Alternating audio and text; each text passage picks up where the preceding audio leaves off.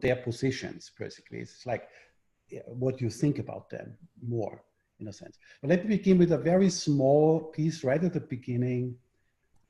You write about Kenneth Smith, that he looks beyond patterns to a meaning, and then there's a side note that seems to be from you: beyond the forms there is substance. Okay. So that's not a language that is very close to his own work. It seems to come from your own philosophical understanding.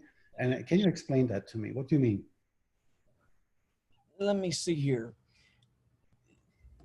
I'm sorry.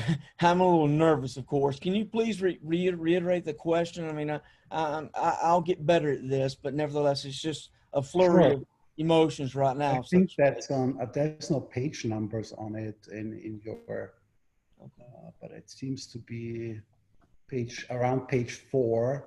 Page 4. Do you have that present? I do indeed. Yes. Let me look there. It begins at the top for Cantwell Smith. Within the patterns of faith, there is meaning, or is a meaning. Do you get that? Let me see here. It's like page 4 or something. Page 4. Within the patterns of faith, there's a meaning, a deep, and yes, sir, indeed, right. Yes, read on. Okay. Yes, that was my interpretive addition there. It was indeed correct. Explain that to me. Well, I want to say that Cantwell Smith indicated that there was meaning in virtually all religion, if you will, but I want to draw out the idea that I think there's a substance of both Cantwell Smith as well as the reality to which he reflects upon. There's a substance there. What do you mean by substance? A truth, if you will, an underlying value-laden understanding that has some significance, I guess, approximation to reality. So for instance, like if I hear that, like in the discussion between Plato and Aristotle, right? Is there substance beyond form, or is the form the substance, or is there no substance beyond form? I was not really using the term substance in that capacity, if that makes sense to you. I was speaking merely of substance being a substantial truth, if you will. Right, but I want you to take in your best philosophical language here, right? Okay. So you have to, if you use substance, you have to be, you have to connect something with it. You cannot just, like, as a philosopher, just use it as you want. Or be for or against it, and then at some point sloppy just say whatever you want about it and use it in a general sense. I think there's a deeper problem related to it if you see it this way, namely, do you think that Smith means that there is a one substantial identist understanding of ultimate reality, or ultimate reality revealing itself in all religions? That these religions are only secondary images and forms, in this sense, less than the substance of it, right?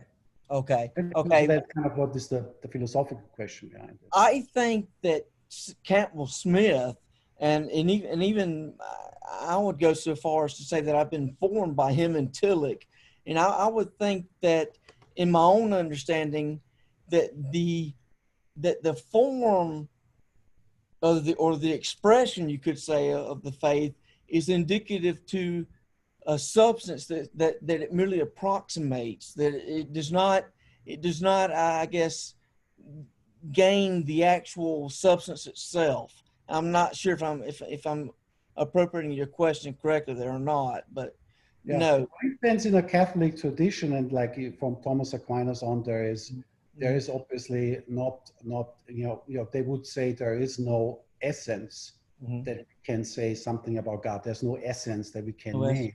Okay. Right? So like substance, essence. Okay, so that's a big question. In religious pluralism, it's important because is there something that can be named, or even if it cannot be named, that we assume to be there, that there's a certain identity.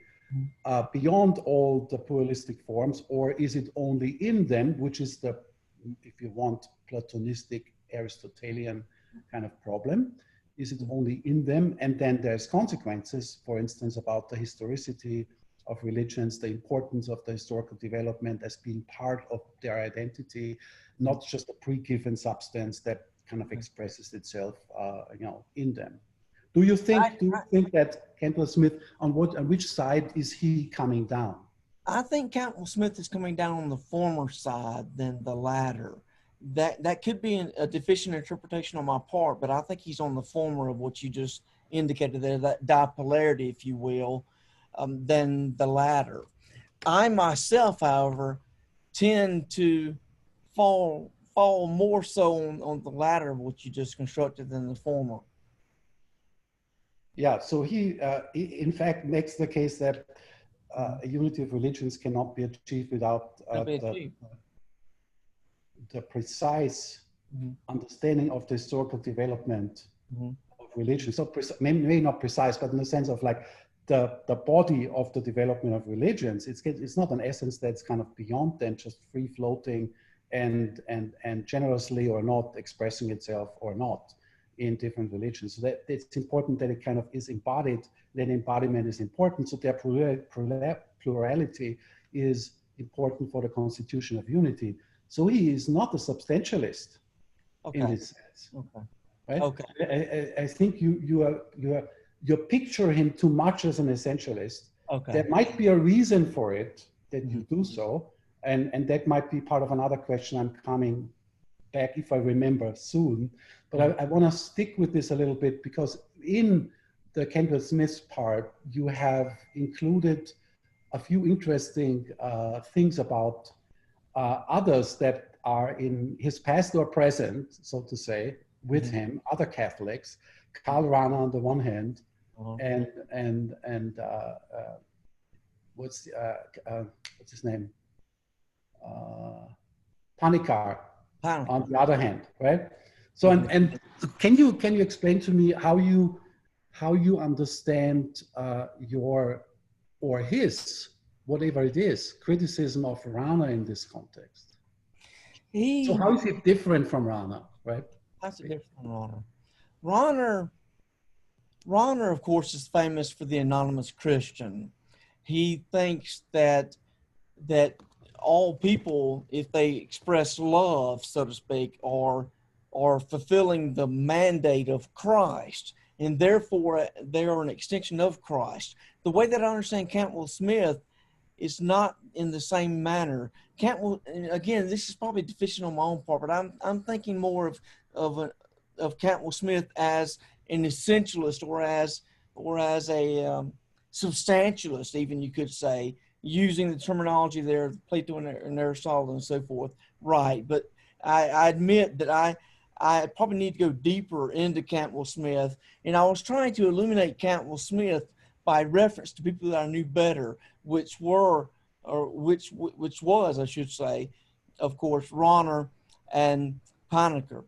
So there's a certain understanding that people over time accepted about Rahner's anonymous Christian idea, namely that it is an essentialist idea. Okay. So Cantwell Smith was not making a case for it, but rather against it in a sense, no, a Buddhist is not necessarily an essential a Christian, right? Just in disguise or something, but is, so therefore he's not an essentialist in this sense, because he's a pluralist that accepts the difference as important for the constitution of what that unity, which can basically not be expressed, it's apathetic to, would mean. But obviously, Karl Rahner in the time and then where he developed it was not trying to be an essentialist either, right? It's not the only interpretation of Rahner. It's a limited interpretation to think this way, because it was said from a perspective. Look, it's so simple to say, well, a Buddhist could say, well, then you are an anonymous Buddhist. Sure, you know, that's not the point that he was making. The point is rather going in your direction with the idea of love, which expresses itself in Christianity, but could also be expressed otherwise. So there is a wider horizon to his idea, I think, than people are generally today looking back, thinking they're much better and further pluralistic, seeing Karl Rahner. Now, similar Panikkar. So in the system of Kendall Smith, right, of the 4 different kind of positions that you can take, from a narrow one to an acceptance model of all the different religions, there is the third model that you, like a mutuality model, that you relate Panikkar into. So here Panikkar is situated. What exactly do you think? Would you think that how can I say this? I think Panikkar, if he talks about mutuality, which he does, means in fact something that the pluralism that cannot constitute unity before the plurality is meant to say, namely that they are mutually related or immanent to one another. It's a very Whiteheadian position. Yeah. Now, in what sense seems to be the acceptance model, the fourth model, I don't know, advancing over such a position or not? What do you mean by advancing there? No, I mean, like he says 1, 2, 3, 4. He begins with a narrow position 1, so it seems to be there's a progression going on, almost an evolution or something, right, of thought. So that the fourth model seems to be the best one, or the further, the advanced one, or I don't know, avant-garde. And the third one is pretty good, but it's not totally there yet, right? I want to understand what is better with the acceptance model, if there is anything to say about better here, than to Panikkar's mutuality model. Okay, very well then. I must admit that I come with a lot of baggage. I do. I mean, myself. I come from a Southern Baptist background, which is very, very, I guess, hyper conservative, and then I went through the Wesleyan stage of my life, and I progressed, if you will, again using that relative term there, progression, and then I have come full circle, I think, to a Catholic position. Now, what does Knitter think, however, or excuse me, Cantwell Smith rather think? It seems as though Cantwell Smith indicates that the fourth model is sort of the area in which all are working toward. And I confess in my own life, I'm a borderline 3.5, if you will, if you can make that extrapolation there, right? In so much as I fully adhere to a mutuality model that is number 3, if you will, and I'm working toward the fourth model of acceptance. So in my understanding, it is sort of a progression. Explain to me the difference. What is it that goes beyond? By the way, it's Knitter's models, right? Knitter, excuse me. Gotcha. Okay, gotcha. Right, Knitter. Pardon. Of course, we're covering Knitter, Cantwell Smith, Tillich, and all those together. Fine. Yeah. Okay. Like we're talking about Knitter's fourth model. In your opinion, what are you working towards? What is it that differentiates from the mutuality model? What is it that differentiates from the third one? So the one you positioned. I'm thinking that the fourth model accepts other religions, if you will, in its more pure form and not with a pre-understanding of Christ, if you will. And so Panikkar is known for a very, I can't quote it verbatim, but it's kind of important for him to say it this way. I was a Christian, was going to India, became a Hindu, and I'm still a Christian. Came back as a Buddhist without needing to be a Christian. I don't see that he is kind of presupposing necessarily only a Christian idea here. Okay. Well, so you might think about that more. I would go on. Maybe Philip, like, how long should I go on to talk? Do you want to do one more question or topic before handing off to Ingolf? Okay. So I will not go into my own stuff because you read the introduction and then a few pieces more. You didn't go to the meat of it. I will say, okay. So let me go to just Neville and his position on the importance of philosophy in this whole context and how it's different from Nitter. Can you say something about that? What's the different position of philosophy for Neville in the conceptuality of pluralism over against Nitter? Okay, over and against Nitter. I'm thinking the way that I set up that essay was to move from what I would consider to be the least or the most conservative position to the more radical.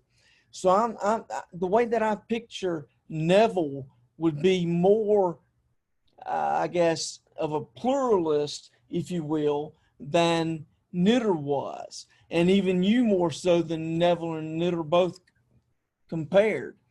So I'm not sure I exactly understand your question there. I'm sorry.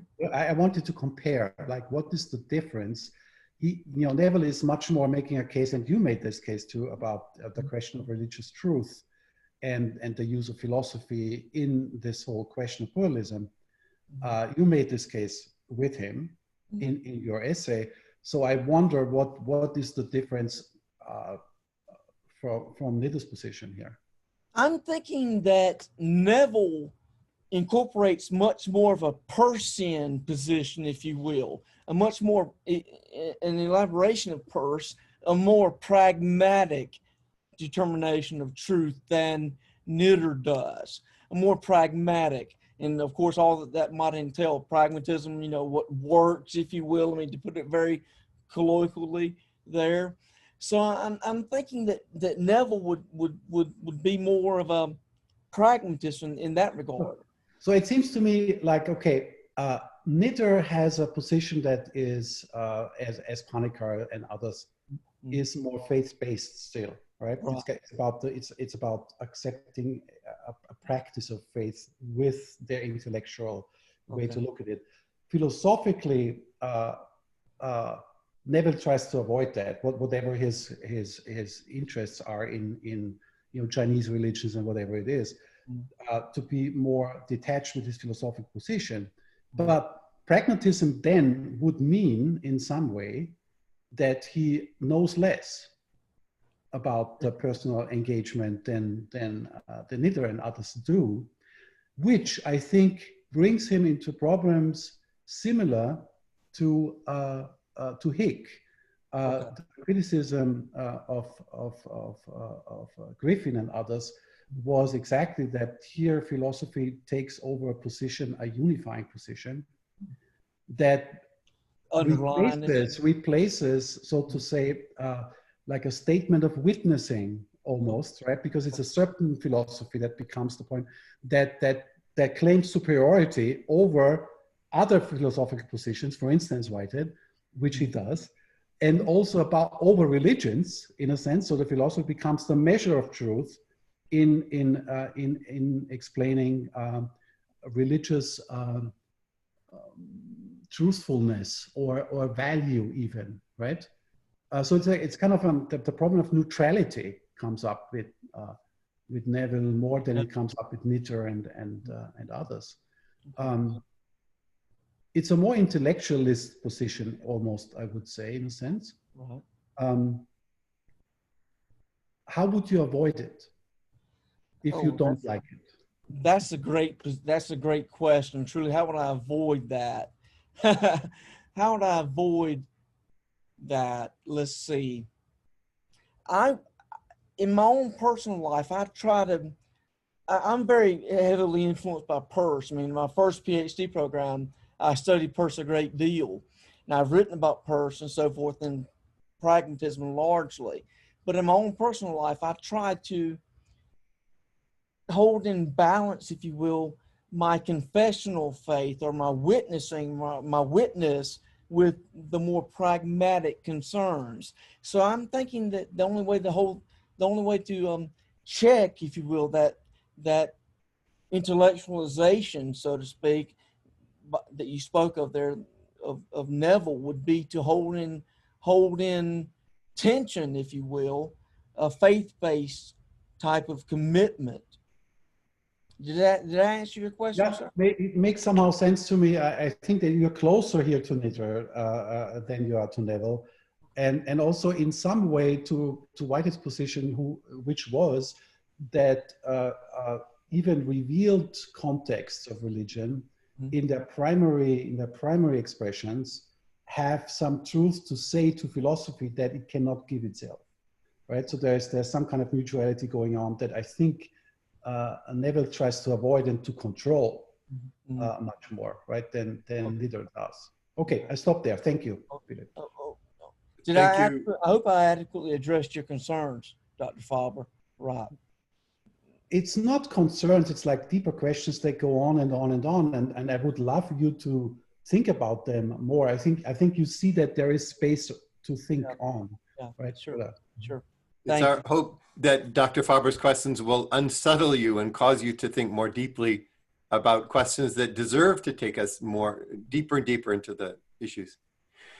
Thank you, Dr. Faber. We turn now to Professor Delfert. Hello, Brad. He's gone. At least I can't see him. Oh, here he is. Right. You've given a very precise and extensive description and summary of Tillich's and Cantwell Smith's views on religion and faith and belief.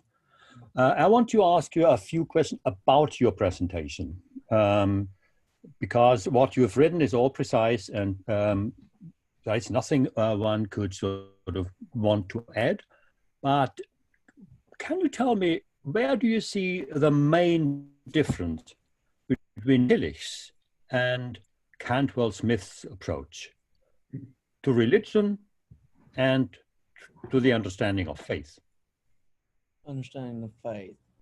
If I'm not mistaken, Cantwell Smith does not go as seemingly as far as Tillich does in understanding ultimate concern, if you will. I think that Tillich would be a more radical, if I may say such, position than Cantwell Smith. Right.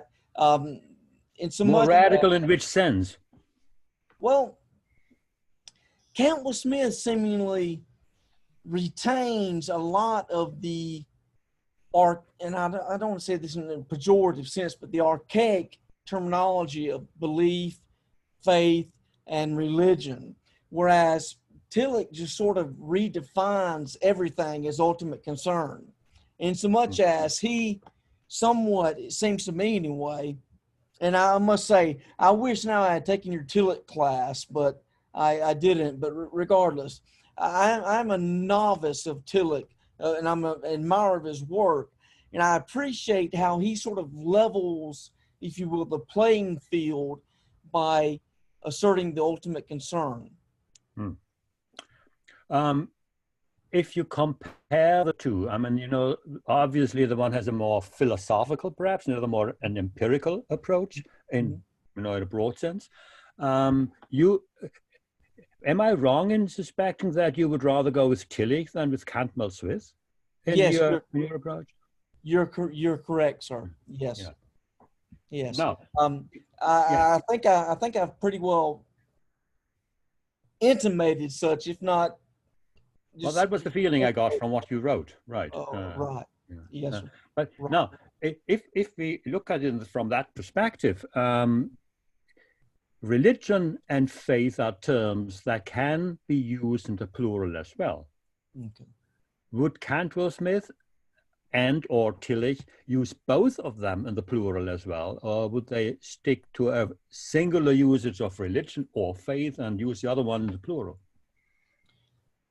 I'm thinking that Tillich would use both in plural, and that Cantwell Smith would use belief, if you will, in plural, but not religions.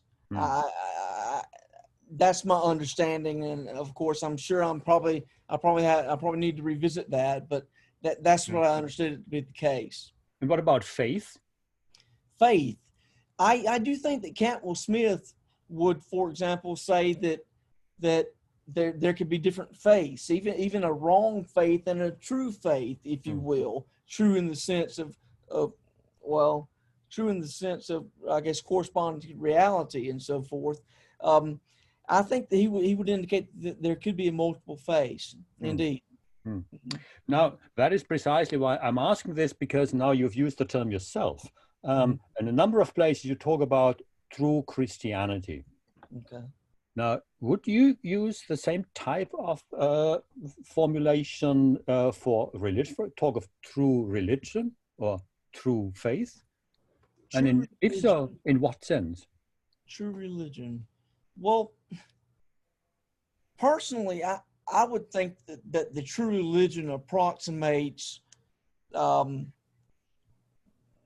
commandment, if you will, by Jesus most approximately, that we love each other as we love ourselves.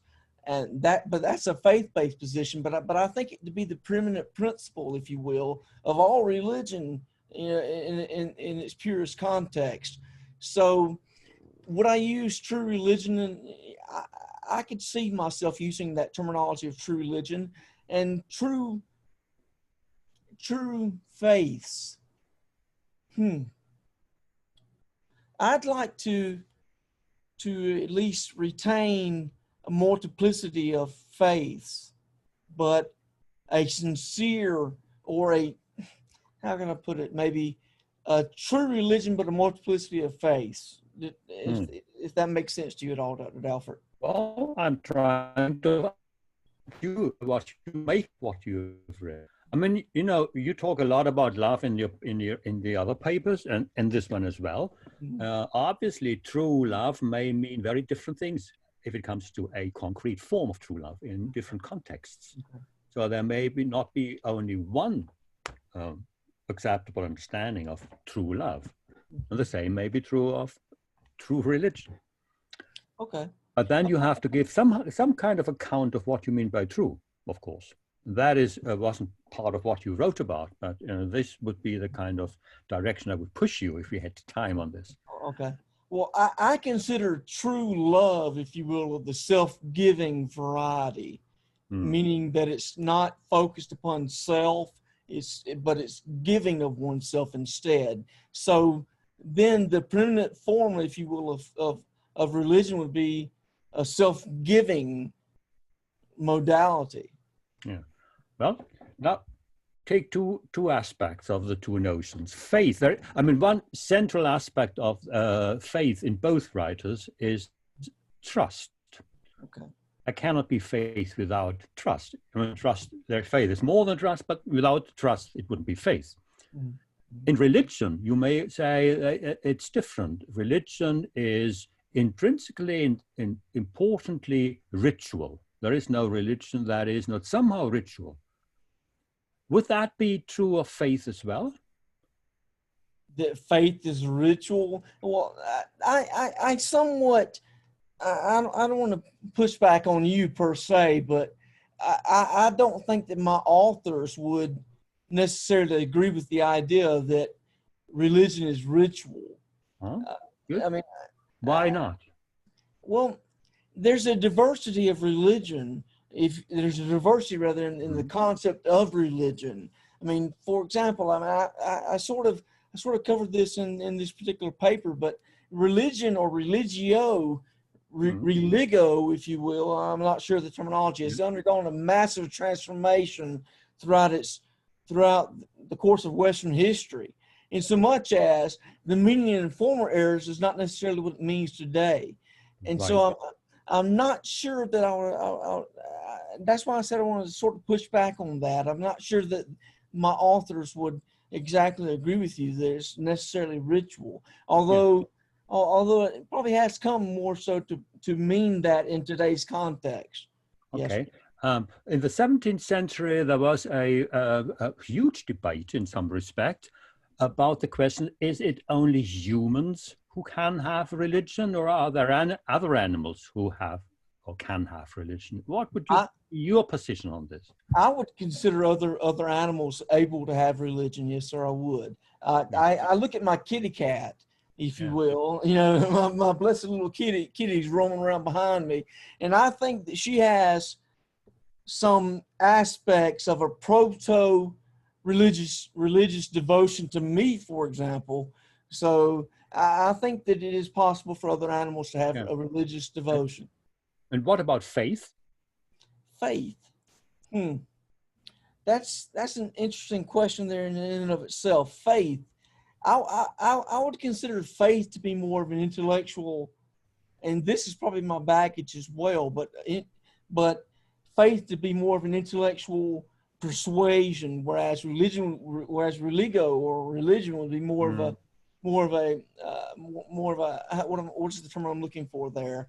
More of a volitional, if you will, kind of persuasion. If that distinction makes sense. But if as you agree to this, or understood you to agree that a central aspect of faith is trust. Okay.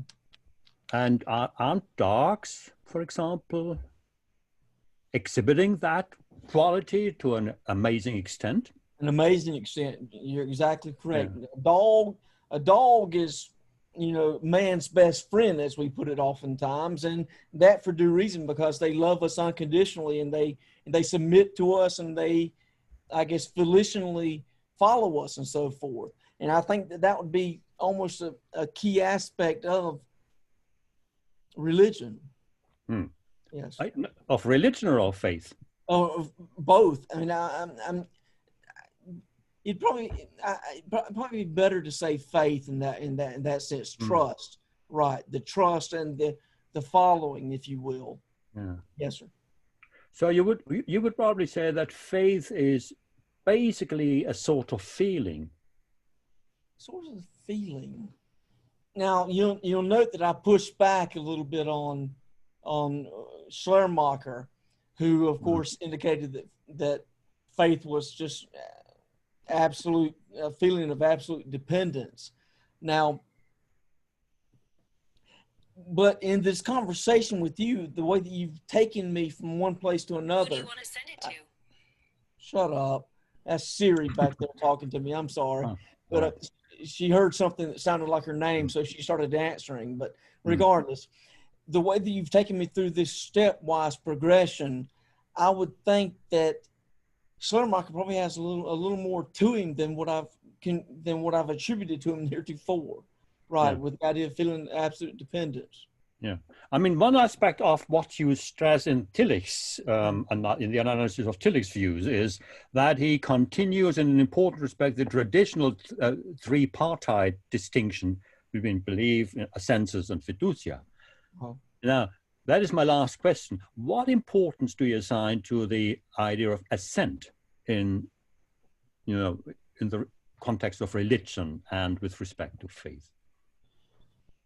Well, and I'm sort of bordering on going back to Dr. Faber here, but at the same time, I think that these two are interrelated to each other. That is our discussion with Dr. Faber, and then my discussion with you, Dr. Dalford, in so much as I tend to think that a census is not necessarily required, if you will.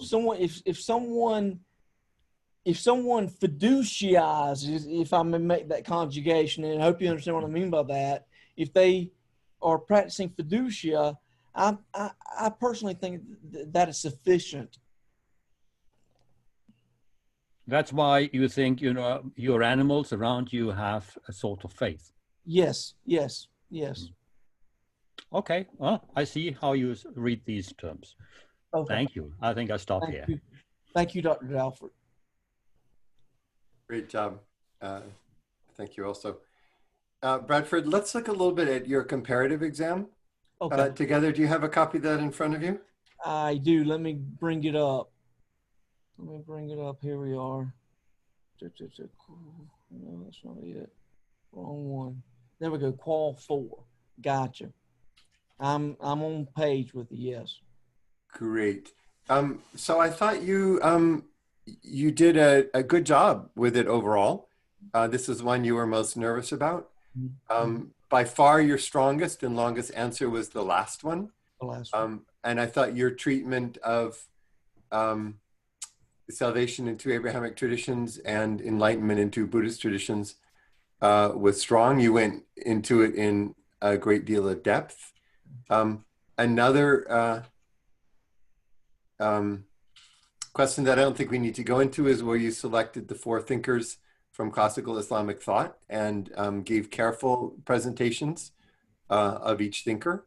There are many nuances, and we'll, in our further discussions, talk about those, but the overarching question was well done. And likewise on approaches to Quran. If we have time, I'll come back to this one. It was in the Buddhism question that I wanted to probe you. You got a lot closer than most doctoral students do on these questions. I was most happy with Sunyata, and a little bit, I felt that there are distinctions between Sunyata and Nirvana that didn't come across in what you wrote. But probably the area of suchness is the one where I'd like you to speak a little bit. You wrote in the beginning of this is question 2 about the 5th paragraph. You wrote that suchness is essentially equitable or can be identified with self-identity. Self-identity is the mind going out of itself to see itself reflected in itself, so to speak. Who are you alluding to in that sentence? What famous thinker has taken that position? Let me see here. That would have been... Or did you just make that up on the spot? I don't think I made that up. No, I don't. But let me go back to my notes that I studied intently for regarding those. No, that's all right. So it's a sort of Hegelian expression which comes out in an interesting juxtaposition when you're trying to make sense of a notion that we owe to Buddhist tradition, I think, with a clarity and power that no other tradition has expressed quite as well.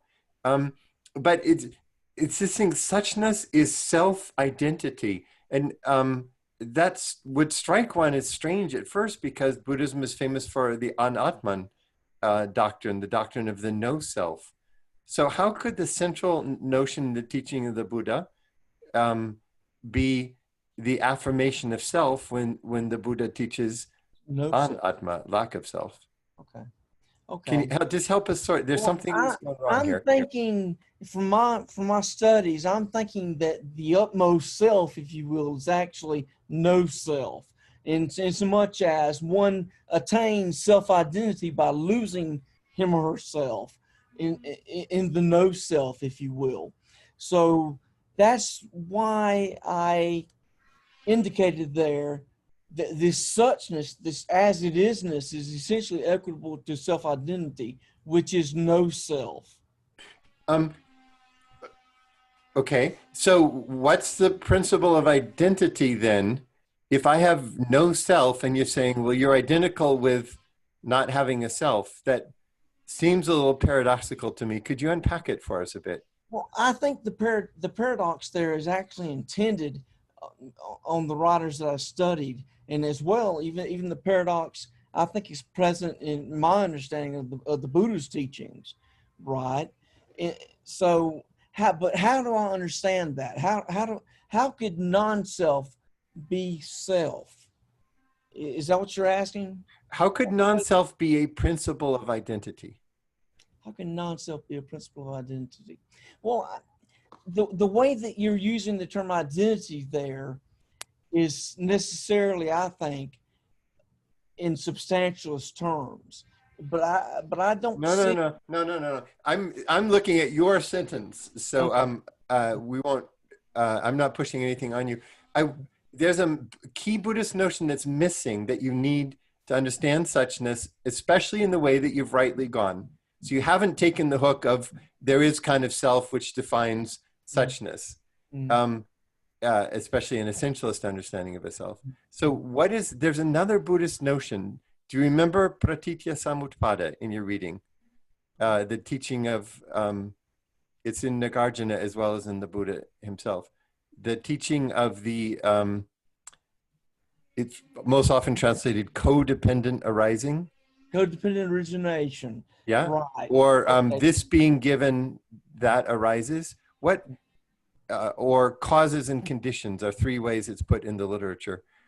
Can you bring those notions together with this question of identity? I wish I understood codependent origination more so, but I read through that. I read through several articles, present day articles on that, and also through other literature,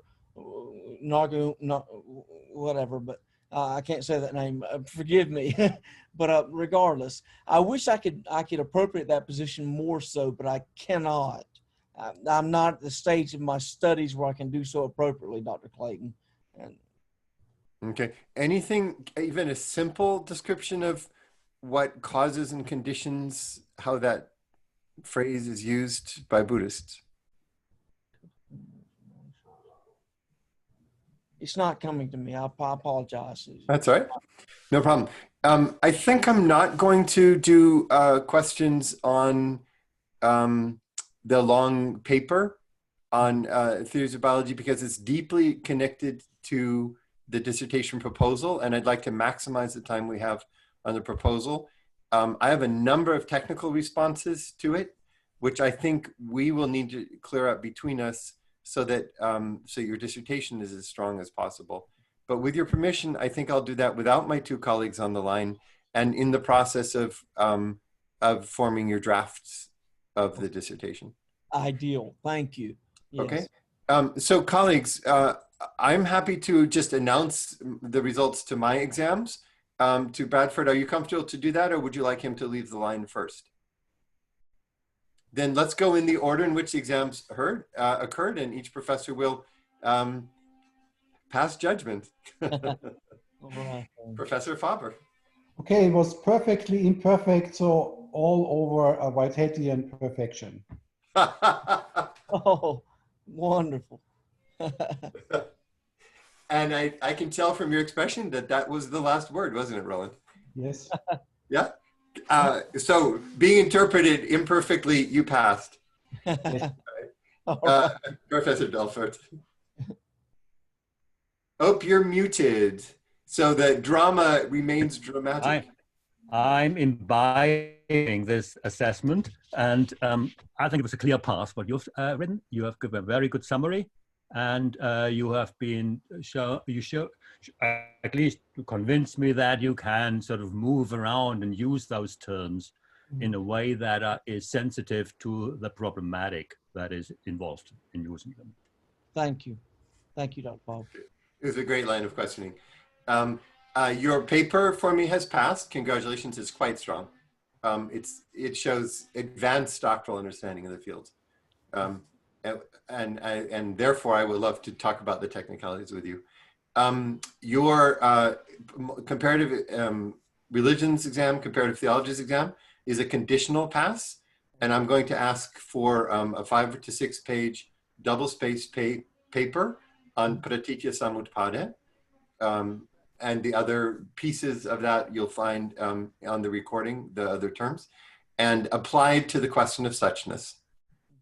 So you were so close to being able to get there, but without that piece, if you were giving us a stand-up summary of Buddhism, it wouldn't be one that is deserving of a CST PhD.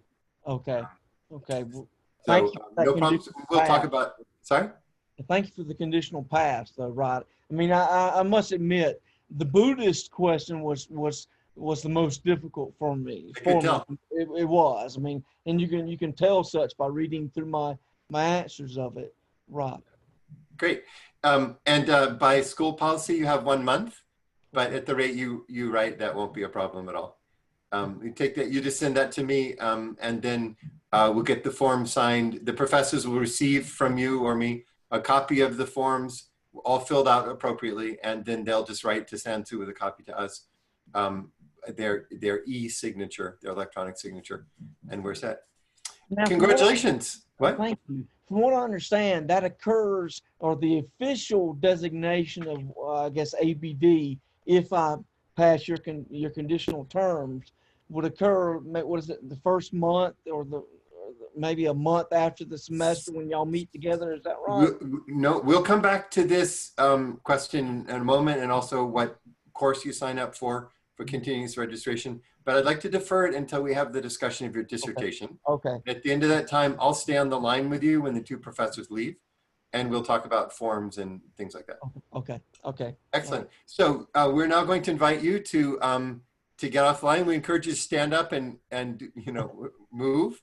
In my experience, it can take a fair amount of time for us to discuss the dissertations. So if it's 15 minutes before my text arrives, please don't be anxious. We're probably just sharing school gossip. No, we're working hard on your dissertation. So we'll talk to you. I'm going to turn off this recording, and then we'll talk to you soon. Okay, thanks.